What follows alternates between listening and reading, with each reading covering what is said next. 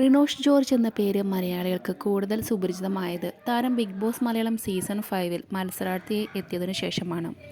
യൂത്തിനിടയിൽ റിനോഷ് ക്ലിക്കായത് അയാമയെ മല്ലു എന്ന viral music video പുറത്തിറങ്ങിയപ്പോൾ മുതലാണ്.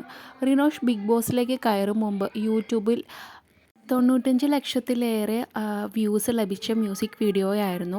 റിനോഷ് ഹൗസിൽ മത്സരിച്ചു തുടങ്ങിയതോടെ അത് 1 കോടി കടന്നു.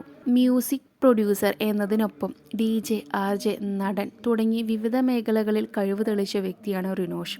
അസുഖം മൂലം ഷോ ക്വിറ്റ് ചെയ്യേണ്ടി വന്നില്ലായിരുന്നെങ്കിൽ റിനോഷും ഫൈനൽ 5ലേക്ക് വരുമായിരുന്നു. ഇപ്പോൾ ഇതാ ഒരു അഭിമുഖത്തിലാണ് റിനോഷിൻ്റെ വിശേഷങ്ങൾ പങ്കുവച്ചിരിക്കുന്നത്. കൂടാതെ ബിഗ് ബോസിലെ സഹമത്സരാർത്ഥികളും ഇതിൽ അതിഥിയായി എത്തിയിരുന്നു. അതിൽ ഒരാളാണ് വിഷ്ണു ജോഷി. ഹൗസിനുള്ളിൽ വിഷ്ണുവും റിനോഷും 2 ചേരികളായി തിരിഞ്ഞ് പലതരത്തിലുള്ള വാക്കുതർക്കങ്ങൾ ഉണ്ടായിരുന്നു. ഒട്ടും സൗഹൃദത്തിലായിരുന്നില്ല ഇരുവരും. റിനോഷ് ഷോയിൽ നിന്ന് പുറത്തിറങ്ങിയതിന് ശേഷം ആരുമായിട്ട് അധികം കോണ്ടാക്റ്റ് ഉണ്ടായിരുന്നില്ല. അതേസമയം വിഷ്ണു ജോഷി സൗഹൃദം നിലനിർത്തിക്കൊണ്ടു പോകുന്ന കാര്യത്തിൽ റിനോഷിനേക്കാൾ മുന്നിലാണ്.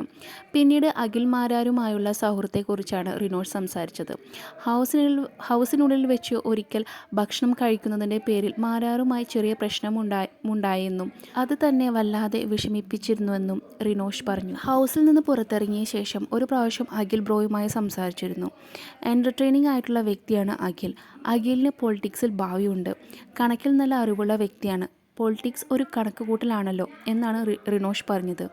അഖിലുമായി തനിക്ക് എപ്പോഴും ടച്ച് ഉണ്ടെന്നും എന്ത് കാര്യത്തിലും അഭിപ്രായവും സംശയവും ചോദിക്കുന്നത് ഷിജുവിനോടും അഖിലിനോടുമാണെന്നാണ് വിഷ്ണു പറഞ്ഞത്. ബിഗ് ബോസ് പ്രേക്ഷകരുടെ ഇഷ്ട വിനോദമാണ് മത്സരാർത്ഥികളുടെ മോർണിംഗ് ഡാൻസ് കാണുക എന്നത്. അതിനായി റെനീഷയും സെറീനയുമെല്ലാം രാത്രി 12 മണിക്കിരുന്ന് മേക്കപ്പും ഹെയറും വരെ ചെയ്യുമെന്നും അതിനുശേഷമാണ് ഉറങ്ങാറുള്ളതെന്നുമാണ് വിഷ്ണു വെളിപ്പെടുത്തിയത്. കൂടുതൽ അപ്ഡേറ്റ്സിനായി ഈ ചാനൽ സബ്സ്ക്രൈബ് ചെയ്യുക.